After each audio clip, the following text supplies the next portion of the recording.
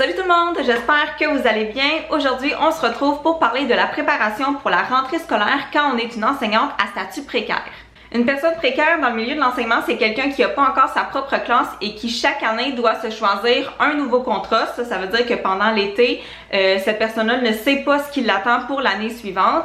Ça a été mon cas pendant 4 étés, si je me trompe pas. L'année dernière, j'ai pu choisir mon poste, qui fait que cet été, c'est le premier été où j'ai pas à m'en faire avec qu'est-ce qui va se passer pour moi l'année prochaine. Je sais que je retourne dans ma classe de 5e année, mais pendant 4 ans, donc pendant 4 étés, je ne savais pas du tout ce qui m'attendait pour l'automne, donc pour la rentrée scolaire.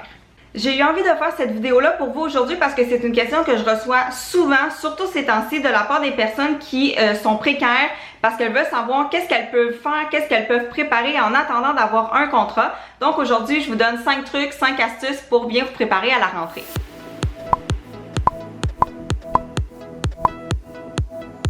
La première chose que vous pouvez faire, même si vous n'avez pas encore votre poste ou votre contrat, c'est de penser à la gestion de classe. Donc, comment vous voulez fonctionner dans votre classe, que vous soyez avec des premières ou que vous soyez avec des 6e années.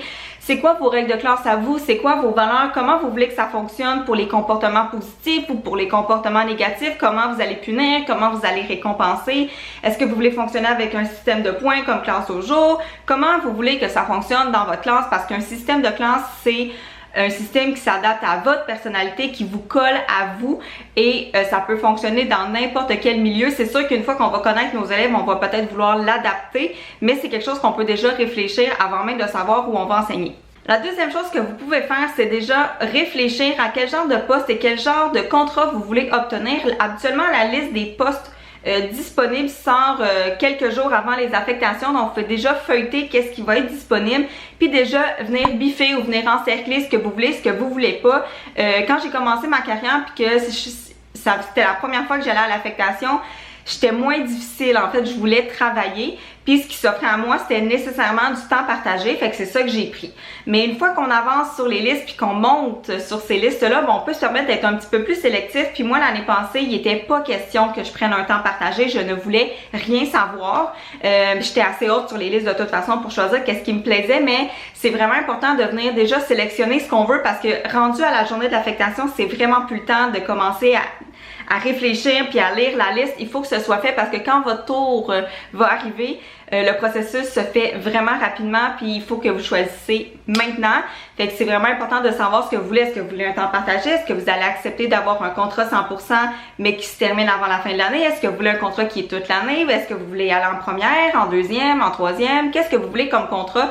Parce que moi, nécessairement, tout ce qui était au préscolaire, je voulais rien savoir. Ce qui était au premier cycle, je voulais rien savoir. Fait que ça réduisait mes choix drôlement. Fait que c'est vraiment important de se préparer et de déjà réfléchir à ce qu'on voudrait choisir. Si vous êtes une enseignante créatrice qui aime beaucoup faire ses propres documents, vous pouvez déjà travailler sur votre affichage de classe. Donc, le menu du jour, la date, les responsabilités, les affiches, des petites citations ou bien vos règles de classe par exemple. Ça, c'est des choses qui peuvent vous suivre d'une classe à l'autre, peu importe le niveau. Moi, l'année passée, vous voyez, je savais pas du tout où est-ce que j'allais travailler. J'avais une petite idée parce que je savais ce qui s'offrait à moi comme contrat, mais je pouvais rien préparer côté pédagogique. Donc, j'ai fait des affiches, j'ai fait mon calendrier, j'ai fait mes responsabilités et tout ça. D'ailleurs, c'est tout disponible sur ma boutique Teachers Pay Teachers. Si vous voulez aller jeter un coup d'œil, c'est des documents qui sont complètement gratuits.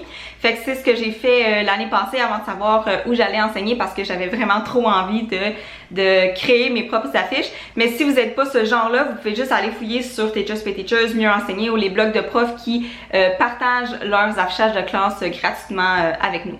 Si vous savez que vous n'êtes pas assez loin sur les listes pour obtenir un poste ou un contrat où est-ce que ça va être vous la titulaire de classe puis que vous savez que vous vous dirigez vers un temps partagé, je vous conseille vraiment de jeter un coup d'œil à la progression des apprentissages. Si je peux vous donner un conseil, là, habituellement quand on est en temps partagé, les enseignants vont souvent nous laisser les sciences, l'éthique et culture religieuse, l'univers social, puis souvent peut-être une petite notion en mathématiques. Moi, ça m'est arrivé d'avoir le bloc géométrie par exemple.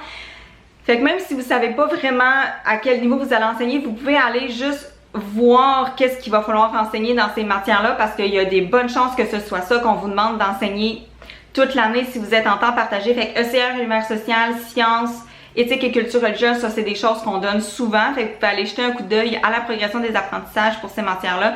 Sinon, si vous savez vers quel niveau vous voulez vous diriger absolument, ben allez voir la PDA pour toutes les matières de ce niveau-là. Ça va grandement vous aider à vous familiariser avec le programme que vous allez devoir enseigner.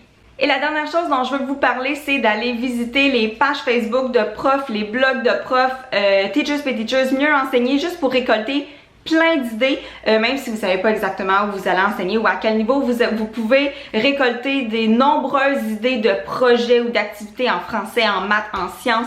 Vous pouvez aussi aller vous promener dans les librairies pour acheter des livres jeunesse qui peuvent vous donner plein d'idées d'activités à faire avec les enfants. Il y a le blog Les Petits Maudits, il y a plein de ressources sur internet qui sont là pour vous donner des idées de ce que vous allez bien pouvoir faire durant l'année avec les élèves que vous allez avoir dans votre classe. Si jamais vous êtes précaire ou vous avez été précaire pendant un long moment et que vous avez d'autres conseils à donner à des gens qui sont dans cette situation-là, en ce moment, je vous invite à laisser tous les commentaires juste en bas de la vidéo. Ça va nous faire une belle banque d'idées, puis ça va enrichir la conversation et les idées et ça va aider les gens à mieux se préparer à leur rentrée scolaire. Ceci étant dit, je voulais aussi vous dire que j'ai partagé un document sur ma boutique Teachers Pay Teachers qui est une to-do list de la rentrée. Donc, les choses à faire pendant les pédagogues avant que les élèves arrivent et des choses qu'il faut faire pendant les premières journées d'école avec les élèves. Donc c'est un peu de la poutine là, acheter du matériel, s'assurer qu'on a assez de feuilles lignées, mettre l'affichage de classe, placer les bureaux, bon, tout ce genre de choses-là. Si je peux vous faciliter la vie en vous donnant une liste déjà toute faite, parce que je sais que quand on commence, surtout quand on est précaire puis qu'on reçoit officiellement notre contrat une semaine avant la rentrée scolaire, on a la tête pleine d'idées puis des fois on a peur d'oublier quelque chose. Donc, n'oubliez pas d'aller voir dans la barre d'infos pour le lien pour ce document-là qui est complètement gratuit sur ma boutique. Et sur ce, j'espère que vous avez apprécié et on se revoit une prochaine fois. Bye!